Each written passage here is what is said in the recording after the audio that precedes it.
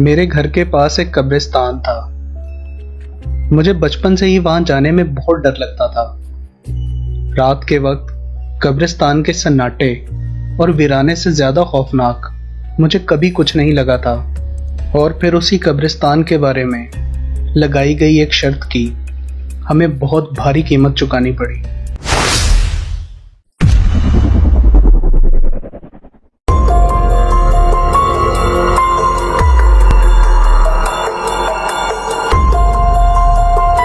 मैं, साहिल और अरमान, हम तीनों बहुत क्लोज फ्रेंड्स थे और ज्यादा टाइम एक साथ ही बिताया करते थे। उस रात हम ग्रुप स्टडी करने के लिए साहिल के घर गए थे। पढ़ाई में हमारा दिल बिल्कुल भी नहीं लग रहा था, सो हम एक दूसरे को स्केरी स्टोरीज सुनाने लगे। बातों बातों में मैंने भी एक कहानी सुनाई, वो कहानी जो मैं बचपन से सुनता आ रहा था, शहर के पास वाले कब्रिस्तान के बारे में। अंधेरा होते ही कोई भी उस कब्रिस्तान में नहीं जाता था। रात के टाइम वो कब्रिस्तान बहुत ज्यादा खौफनाक हो जाया करता था।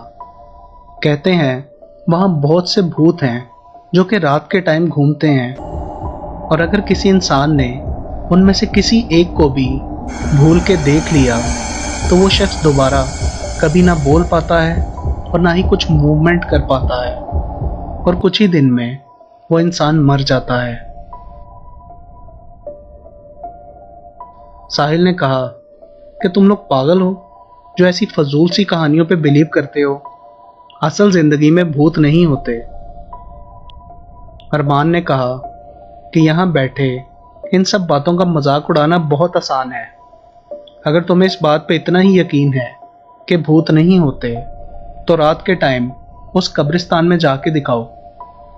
साहिल ने कहा ठीक है, इसमें कौन सी बड़ी बात है, it's not a big deal. मैं तुम दोनों की तरह डरपोक नहीं हूं।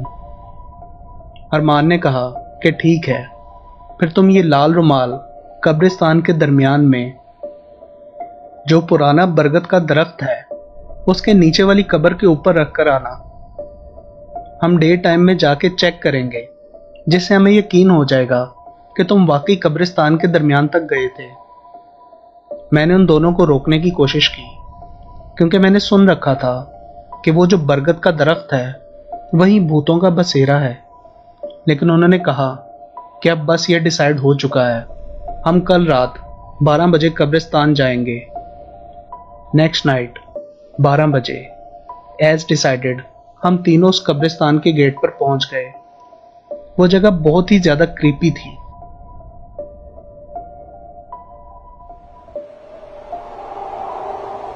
मैं और अरमान गेट पर ही खड़े रहे और साहिल वो लाल रुमाल लेकर अंदर चला गया।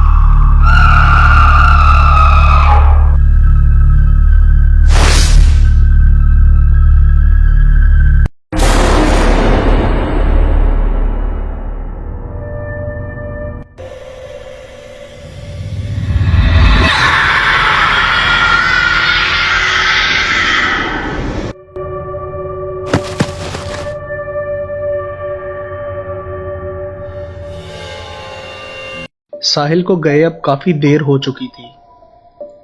हम सोच रहे थे कि अब तक तो उसको आ जाना चाहिए था। अरमान ने कहा हमें अंदर चलकर देखना चाहिए। मैंने कहा मुझे बहुत डर लग रहा है, लेकिन हमें अंदर तो जाना ही होगा, मगर एक शर्त पर।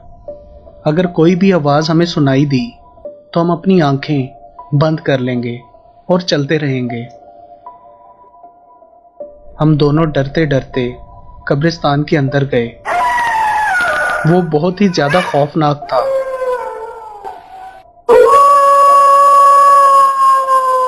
थोड़ा आगे जाके हमें अजीब क्रीपी सी आवाजें सुनाई देने लगी।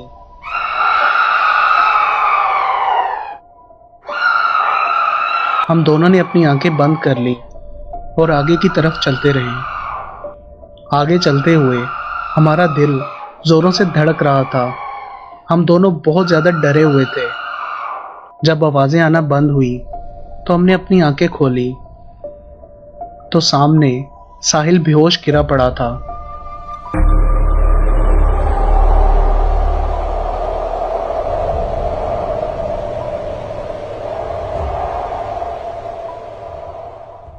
वो हॉस्पिटल में इस हालत में रहा कि चाहते हुए भी अपनी बॉडी के किसी हिस्से को भी हिला नहीं पाता था।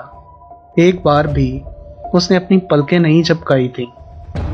बस कभी कभी उसकी आंखों से खुद ब खुद आंसू बहने लगते थे। डॉक्टर्स भी उसकी बीमारी को कुछ समझ नहीं पा रहे थे।